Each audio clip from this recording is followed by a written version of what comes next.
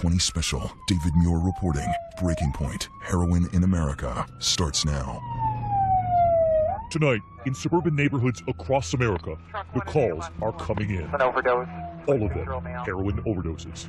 21-year-old male in cardiac arrest from an overdose. Got a 50-year-old male overdose. 69-year-old female. Possible overdose. And in Manchester, New Hampshire, we're there when a panicked driver calls 911 with what he finds at a busy intersection. I got a white male, approximately 25 years old. He's blue in the face, so I need help now. You can hear him trying to revive the young man.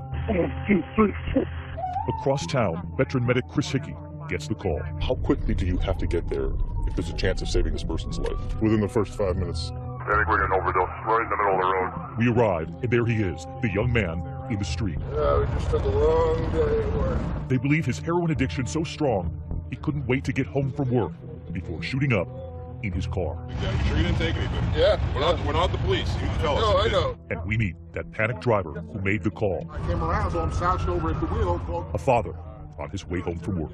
He says he gave that young man mouth to mouth because he knew what he was witnessing. In New Hampshire, it's everywhere, even in his own home. You know something, I lost my son to a drug overdose.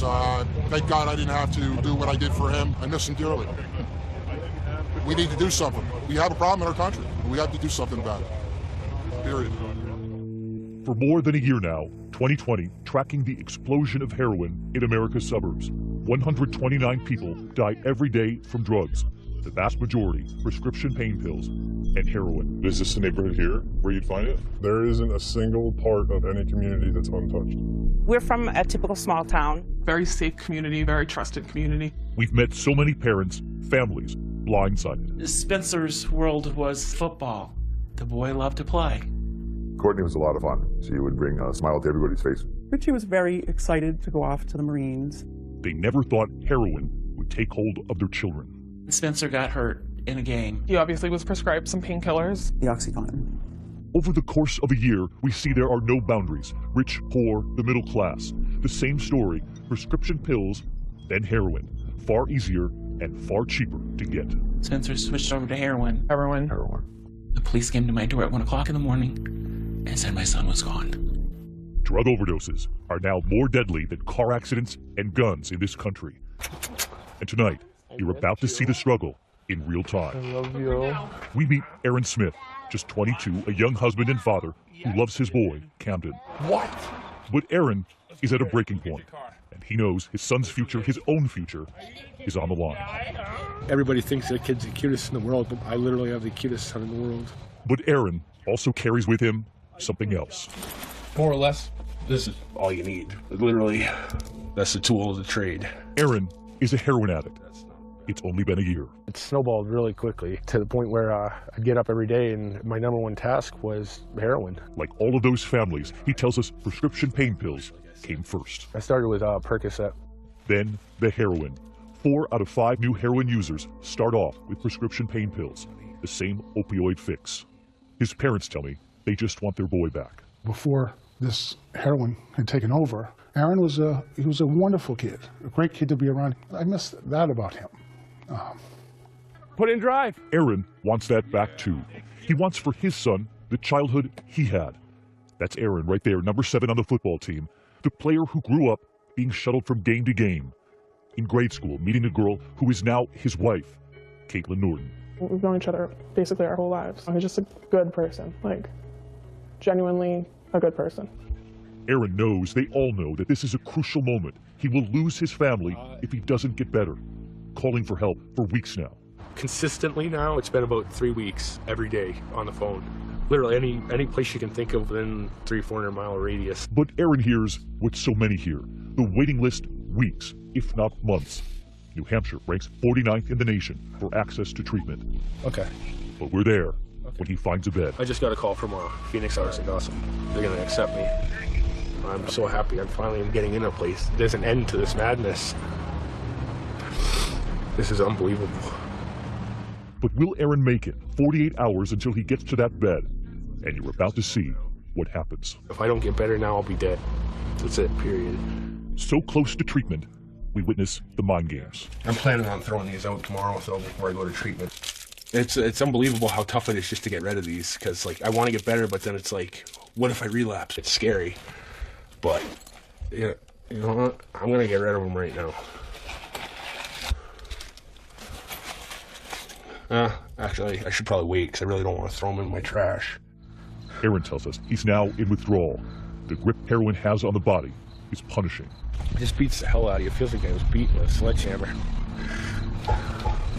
And we're there when he begins to call around for heroin. I don't know. It might be a 20. I might need a 40. I'm going to have to see, okay? Whatever he can find. Oh, here he is. Hello? He works for his dad. Hey, Dad, what's up? And he tells us he needs to get that paycheck. Oh, yeah, I was just seeing where you were at. All right, I love you. Bye. His dad has the money, but his father also knows what he'll do with it.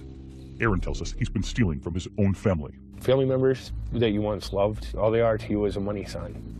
It brings you to something lower than a human being. Back. Even with no money, we watch as he heads down the street to find a friend. Listen to what he tells us when he comes back. He helped me out. He did. He gave me a little bit, so I'm feeling much better now. It's literally instantaneous. It's messed up. Like it literally just gets you normal, and it's really disgusting. Like I need it to function. You know what I mean? But just moments after shooting up, it hits him. He breaks down, knowing he's just 2 days from treatment and using again. And he starts telling us about his wife. She's everything to me. I just don't want to lose her. She's the mother of my son. I don't even think I'd want to be alive if I don't have them. Caitlin, the mother of his young boy, has already left for treatment herself. She too began with prescription pills and then the heroin. So close to getting help too, Aaron knows these final hours before treatment are critical. He has overdosed twice before, and his father told me what it was like to find him. He was gray. I yelled for the phone to call 911, and I proceeded to give him mouth-to-mouth. He was not breathing, and I couldn't feel a heartbeat. Can you tell me what that's like? It's probably the worst thing I've ever had to do in my life. Was giving him mouth-to-mouth. I said, is this how it's all going to end, right here in my basement? The paramedics arrive with the drug Narcan. It reverses the effects of a heroin overdose. And he came right through. And he went from being flatlined dead to standing up, walking, and looking at me and talking. And I was obviously elated he was alive, but heartbroken, you know. Did he say he was sorry? Yeah, he did. Hello? Now, months later, and just hours from treatment, desperate to talk to his wife, Caitlin, who is still in rehab. Could you ask her, like, if she's just, like, taking time to herself or something, if she could just call me? And... She is now refusing to take his calls, knowing her own recovery depends on it. And we witness his evening ritual, looking at the photos of his boy, who is now living with Caitlin's family. This was last 4th of July, before he got his hair cut. See, he's always got a smile. See, he's a big boy. Literally the best day of my life. I actually sit here all night, every night. I go on this and just go through the pictures, because it's the closest thing I have to them right now. It's okay if I'm gonna close this for now. I don't look at it anymore. Feeling like this now just makes me want to get high even more. I know it's destroyed my life, but right now I just want to get high so I don't have to feel like this. When we come back, just 24 hours before rehab. Perfect. And his trip to find his boy Camden, what his family tells him when he comes for his boy. Why did you do this to me? Come on. And later tonight, the youngest victims. As we look for solutions to the heroin emergency here in America, following so many families at a breaking point.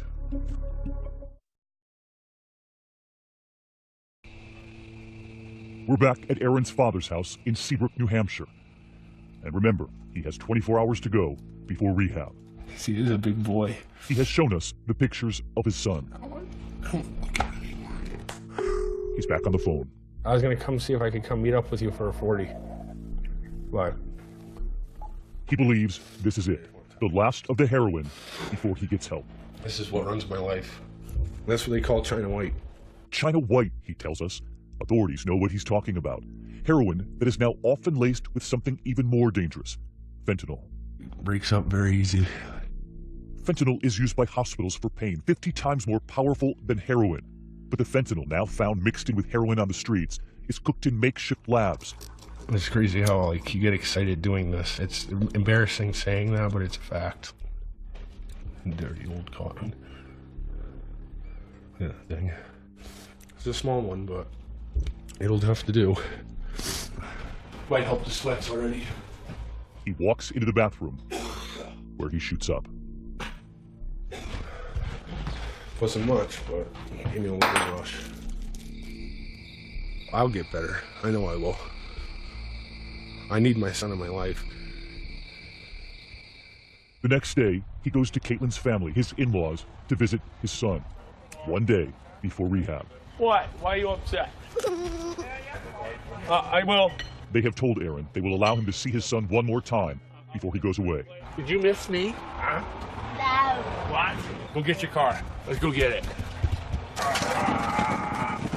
Get in, put it in reverse. I'm going to rehab for a month, so it's a good surprise I get to see him before I leave. I'm not going to be able to talk to him, so this is great. Hey, Kim, how you doing, buddy? Can you say hi? Kim. Hey, Kim.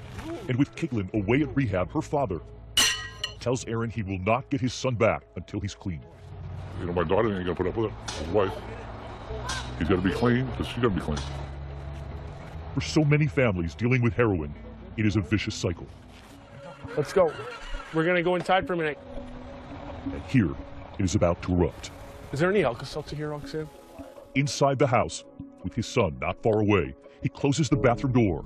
And his mother-in-law knows what's happening. Can you please stop opening the door? What's the last of it that I have to get rid of before I go to treatment? Why do you do this to me? Just step out and I'll talk to you in a minute. Thank you. Come on. I have to find out if they're staying up here tonight or not. Outside, his father-in-law tells him he's not welcome here tonight. All right. The struggle faced by so many American families. Let's go. When tough love is all you have left. I gotta go find a way home. I'm kind of screwed. I don't have a place to sleep tonight, so I gotta go find some place. Don't let this make you go off and... We ain't gonna change. Like, I'm still going to rehab and everything. It's just an obstacle. With his son at the door, his mother-in-law asks him, how many more times will you put the family through this? We've been dealing with this for what, over a year now? I know, but my thing is... We don't get stressed out either. I know, but I'm saying the whole problem we don't exactly handle with it this. well sometimes, but this is all kind of new to us. Trust me, I don't want it to be like this anymore. And every time something comes up that's stressful or anything, I have to go stick a needle in my arm. So you gotta make sure you get there tomorrow. I know. Why leave at 5? And then his father-in-law suddenly gives in, telling him he can stay only if he's on his way to rehab first thing in the morning. The next day, his brother waiting to drive him. Aaron shows us what he's bringing. I ain't bringing much. I got my AA book. Packed some envelopes so I can send my wife some letters. But we would learn that this isn't all he has. Aaron has quietly found help on Facebook. From a stranger, a mother turned advocate. We went to find her, Carrie Norton. I definitely knew that he was wanting help. She helps young people find treatment. He's making all these calls and trying to get into places. She knows this is the moment when they break through or they unravel. And Aaron leaves for rehab. All right. Worried how I'm going to handle it. This drug has taken a year from my life, but that's all it's going to take. All right. I'll see you guys later. We watch as they leave. But what would happen after that Jeep drives away? It would change a family forever.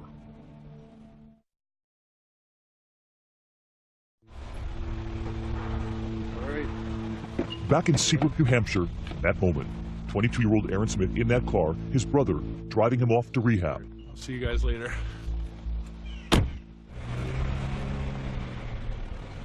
Aaron and that wave. It was the last time we ever saw him alive. He went to that rehab facility, a 28-day program, but he only lasted 3 days. Like so many residential facilities across this state, they couldn't provide medication to manage his withdrawal, to specifically help wean him off the heroin. And advocates say that medication is critical. Aaron died of a heroin overdose 8 days later. His father, out of town, gets the call. 5 o'clock in the morning, I'm boarding a plane in Dallas Airport, and my son Ben calls me, and he says, "Dad, Aaron overdosed again." And I says, "Whoa, what do you mean?" He says, "Aaron overdosed again." And I automatically was thinking, okay, what hospital is he at? Where did they take him? And he says he didn't make it. I had to keep going through to get on this plane to get home. There was nothing I could do at that point. It was the longest 6 hours of my life, that flight. You never think it's going to happen to you. Their son Ben, an Army medic who served in Iraq, found Aaron. Are you convinced that given the system the way it's set up now, that there will be other families just like yours? I am thoroughly convinced that there are people right now that have lost a loved one today in the state of New Hampshire. That's been the average of one death a day. And on this day, it's their son. They gather at the funeral home, including the woman Aaron found online, a perfect stranger, a mother, a nurse, who helped Aaron through Facebook buying that bed. I don't want it to feel normal that people are dying. She had met Aaron and Caitlin, but she never met Aaron's family. She and her husband walk into that funeral home. And we see Aaron's wife, Caitlin, after her rehab for the first time. Thanks for everything you did for him. I tried to. We have to do better. He wanted to get better. New Hampshire has not provided the access for his treatment that he deserved. I'm carrying him. I'm so sorry. I will fight for him, I promise you. She writes, "I will never forget you." And for Carrie, this is personal. Just months earlier, her own son overdosed on heroin. Spencer survived. He's now in recovery. I'm sitting here in profound sadness while everyone has just lost an amazing person, and I feel guilty because I'm just like, thank God it wasn't my kid. Caitlin allows her son Camden to say a final goodbye to his father. He draws a heart for him. "I love you, Daddy." We talk to Caitlin, who tells us she got the call that her young husband, the father of her boy, had died with a day left in rehab herself. You don't ever think it's going to be you or somebody that you love, somebody close to you. And it's real. I mean, here we are. She tells us she could not take those calls from Aaron for her own health. I had to set those boundaries with him because I mean,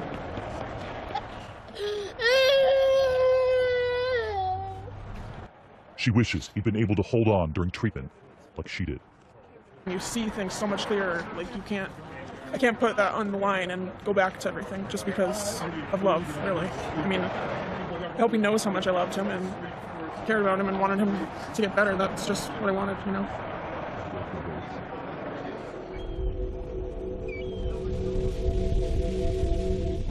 And weeks later, we find Caitlin again, more determined than ever to break free from heroin for good. Here we are.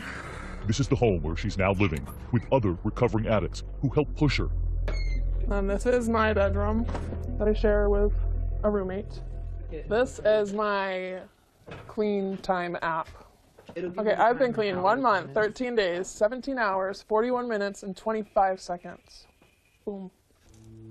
We stay with Caitlin on her journey. Can she hold on? Hi, Mary. My name's Caitlin Norton. And when we come back, this young couple and a decision they're about to make in this moment. It will change the course of their lives. And later, something we had never seen before. The moment an alleged heroin dealer walks right up to our camera and what he's about to tell us. I like her, but I love heroin. You are looking at one of the youngest victims, 3 days old, just 4 pounds. He doesn't even have a name yet. He's already facing a battle, shaking, crying, a rapid heart rate, his little body in withdrawal. And Carrie, that nurse, that mom-turned-advocate, is right there in the room. Is this Grayson? He looks like a Grayson. Here in America, every 25 minutes, a baby is born dependent on opiates. At Dartmouth Hitchcock Medical Center, they show us how careful they are with the morphine that helps wean newborns from heroin. So what is this here? So this is morphine. It's got 0.5 mLs. And how old is the newborn? 6 days old. 6 days. And tonight, the story of this baby girl, who we have agreed to call Chloe.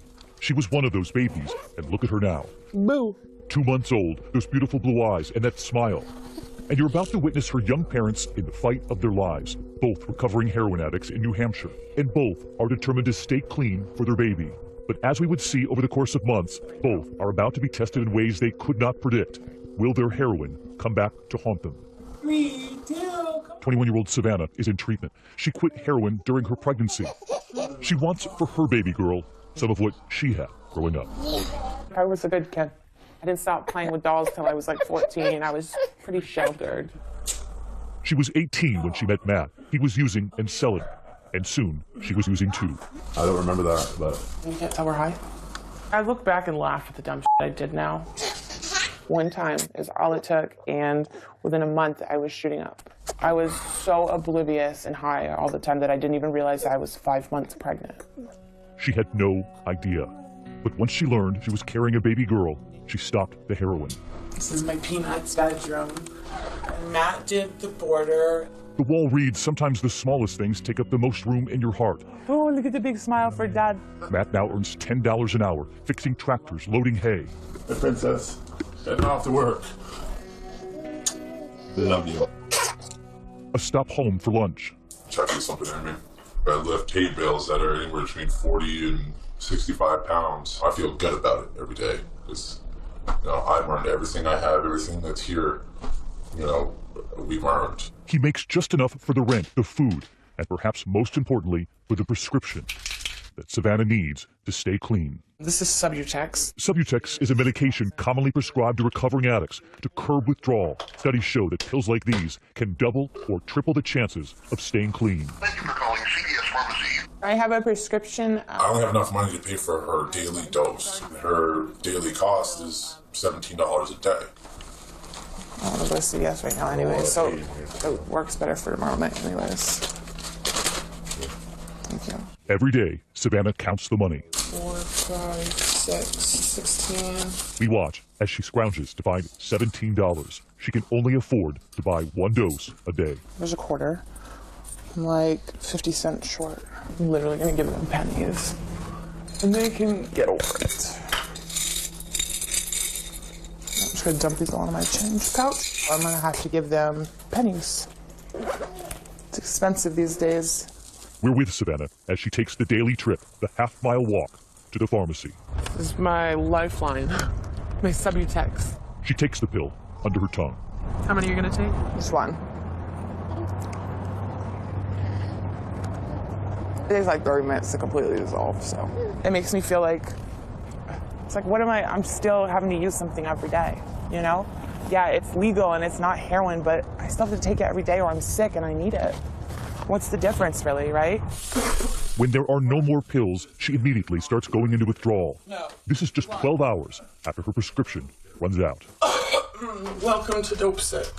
My pills run out Tuesday evening, and I don't get any more until my appointment today.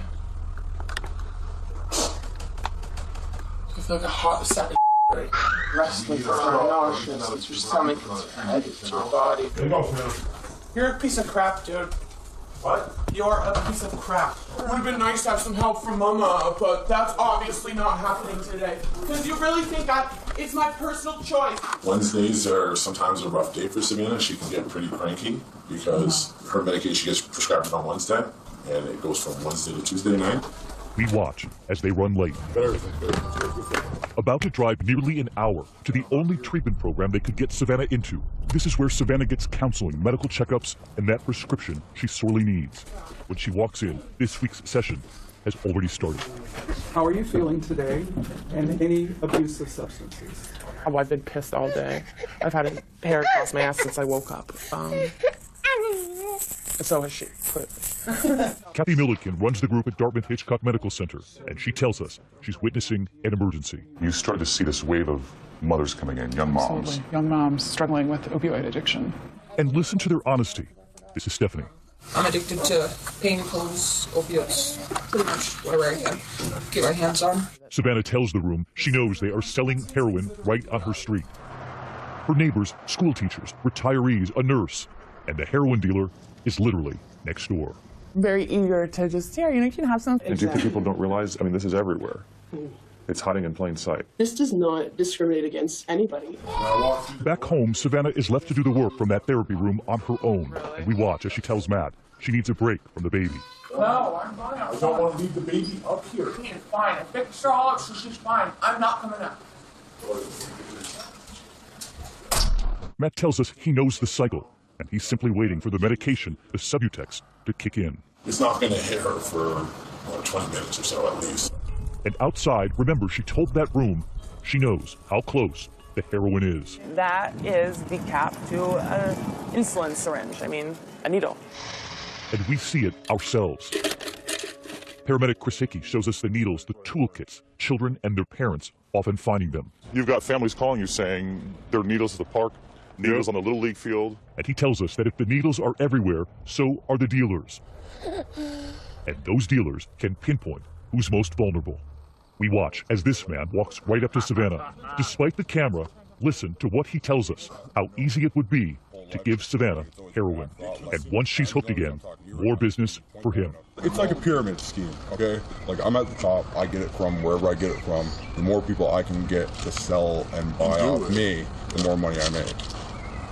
Which I don't sell anyways anymore. I got a job now. So even though there's like this beautiful new young mother, you would still try to like pull her back down? It's not about who I am or I like her, but I love heroin. They're dirtbags. I don't associate with those people. When we come back, we witness the biggest test yet for this young couple and their baby. Will their past, will the heroin come back to haunt them?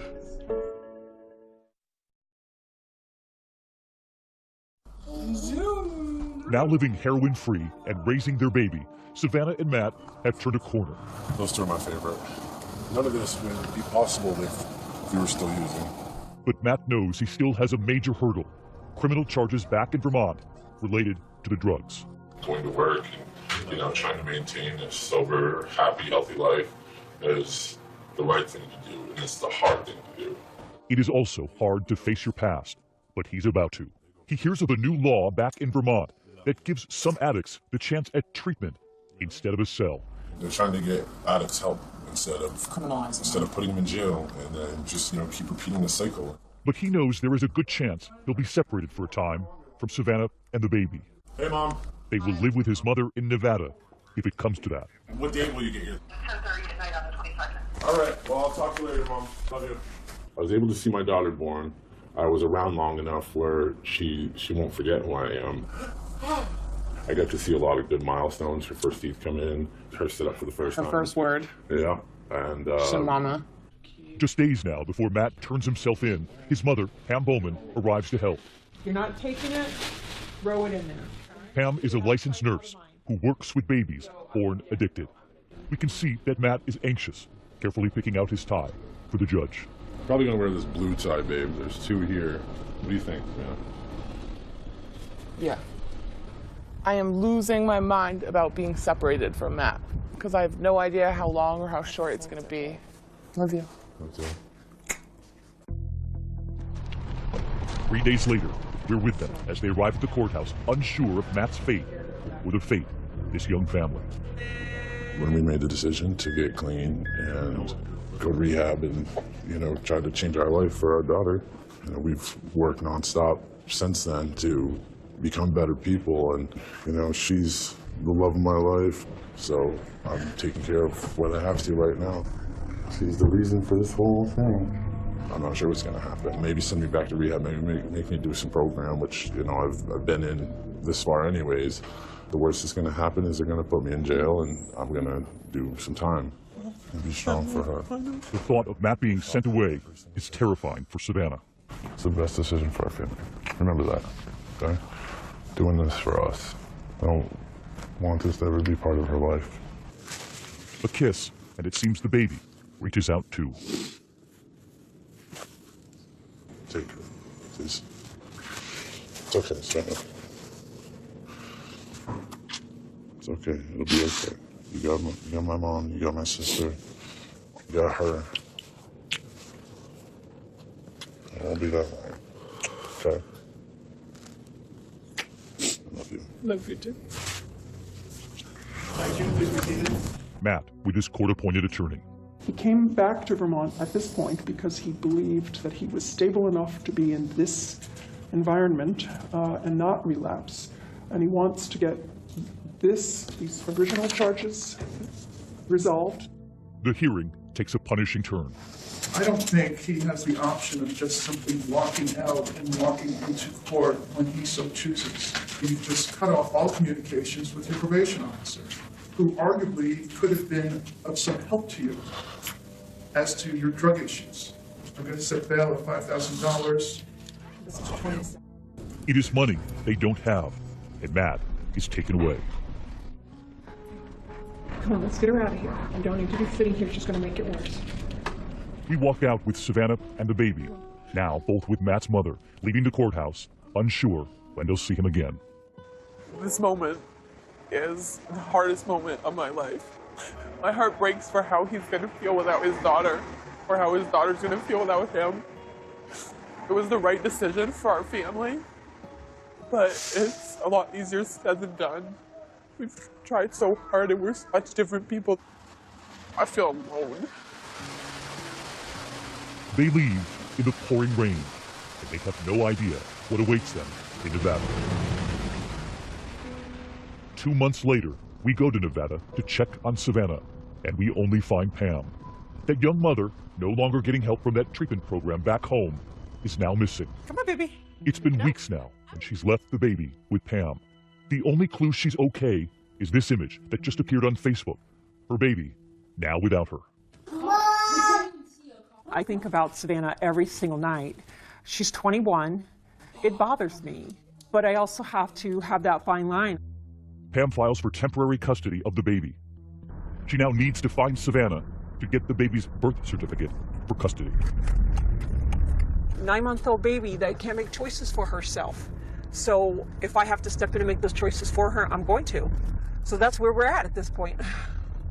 Pam finds her at dusk in a pharmacy parking lot. What is a good number to contact you on? My attorney's. Okay, we're going to set something up with the judge for you visitations. Okay. It'll be supervised visitations. Most likely you can come over to the house by yourself. I've spoke with my lawyer. Yeah, it's going to go like that. He says that I have full custody, and actually I No, filed. you don't. I filed on Monday. Yeah, we know you didn't hearing. file. Oh, you don't? No, I didn't. No, I because really did. Look, I have the copy of my paperwork. Okay. But Savannah is unable to produce that paperwork. I've spent $250 so I can get custody of my daughter. Okay, we'll see you in court. When we come back, where we find Savannah months later after walking off into the night, and what would become of that beautiful baby girl.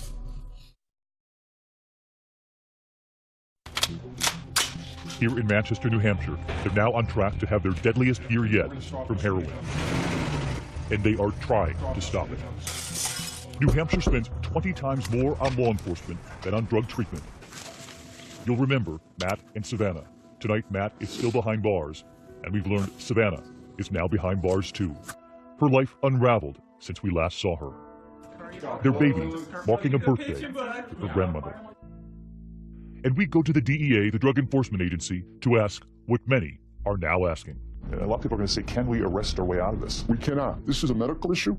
This is a public health issue, and it's a law enforcement issue. Everybody has to come together on this. It's in their town now. It's coming to their doorstep now. Because he says the cartels behind the heroin, nearly all from Mexico, are now targeting the communities here in America most vulnerable. Tonight, paramedic Chris Hickey is in waiting. We go to find him in that classroom, now teaching 11 and 12-year-olds how to use naloxone or Narcan to bring someone back after a heroin overdose. Put it like in. And this little girl practicing how to administer the Narcan on a teddy bear. The students have seen it everywhere. How many of you have seen the needles? I was like, what is that for? And my mom told me, and I was like, whoa. And remember Carrie, the mom turned advocate She's not waiting either, making her pitch for a home for recovering moms and their babies. We got to do what New Hampshire people do. We need to roll up our sleeves. The home goes up for a vote. 3-2, you win. By one vote, they get approval to open Hope on Haven Hill. So I really thank everybody for And there on the right, being willing to Caitlin, help. smiling too. It's so- That young mom, Thank still you. heroin-free. You're gonna blow it out? Tonight, Caitlin has a full-time job and her boy back with her. And we check back in on her app.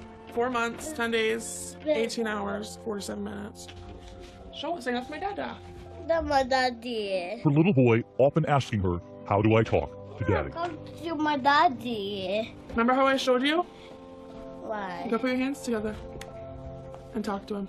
Hi, daddy. A little boy, a mother, and a community behind them. Oh, what an adorable boy, and help long overdue. It's an extraordinary hour, David, but what if people still feel like they need help? And they do need help, as you know. We put together a team of experts. The conversation continues right now, live on Facebook, and of course you can tweet Elizabeth and me. We'll stay on this. I'm David Muir. And I'm Elizabeth Vargas. For all of us here at 2020 and ABC News, have a great night.